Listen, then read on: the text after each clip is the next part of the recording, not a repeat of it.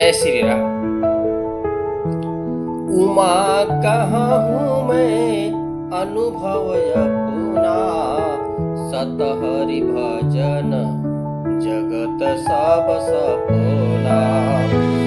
ये दो टुक बात में अपने अनुभव को, हे पार्वती, सारे संसार सपने के समान है, केवल राम भजन यही शाश्वत है। विद्वान जो बोलता है परिपूर्ण विश्वास के साथ में, इसलिए विद्वानों का बल है तेजस्विता और साधुओं का बल है साधुता। अपनी अच्छाई कभी नहीं छोड़ते साधु लोग। नारियों का बल है लज्जा और शील, यानी होता है अच्छे आचरण। जो समाज के द्वारा स्वीकार आचरण है वो आचरण करना शील और लज्जा नारियों का है। उसके द्वारा नारी भारत में देवी कहलाती है। शील और लज्जा के कारण सबके अलग अलग बल है।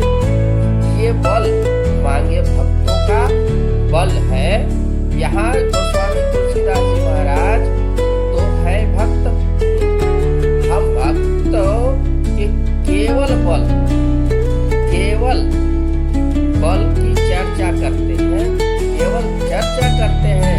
भक्तों का बल है एक ही बल भक्तों के पास है, बस क्या?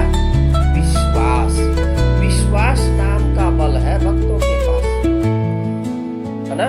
और कुछ है ही नहीं। किसी भक्त से बोलोगे तो एक ही बात बोलेगा, वो भक्त, मुझे राम जी पे भरोसा है, मेरा सारा काम सिद्ध हो जाएगा। कोई हनुमान जी को, अरे मेरे मुझे पूर्ण विश्वास है, मेरे साथ जो है कुछ गलत हो ही नहीं सकता।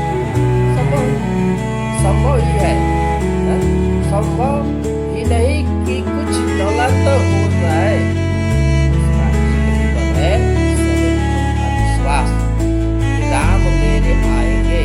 विश्वास था गुरु के वचनों पर, गुरु के वचनों पर विश्वास। गुरु के वचन प्रतीति न जेहि, सपने न सुख सुलभ न तेहि। पार्वती माता के वचन है ये, सपने सुलभ न सुख तिन तेहि।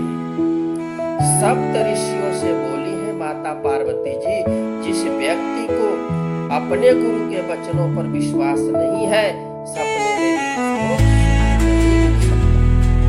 वो सोचते हैं कि मेरे भौतिक जीवन में सुख आ जाएगा, ये संभव ही नहीं। जब सप्त ऋषि माता पार्वती जी से कहते हैं कि शिव जी ने तो कामदेव को जलाकर भस्म कर दिया है और आपसे विवाह तो हो ही नहीं सकता, आपसे उनका वो तो समाधि लगा करके बैठे रहते हैं, नंग धड़ंग रहते हैं, शमशान में रहते हैं, पहली पत्नी का उनके क्या हाल हुआ आपने सुना ही होगा, सुना नहीं?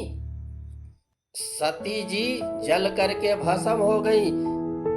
ऐसों के यहाँ नारियां नहीं टिकती, तो उन्होंने कहा कि मेरे गुरु नारद जी का वचन है।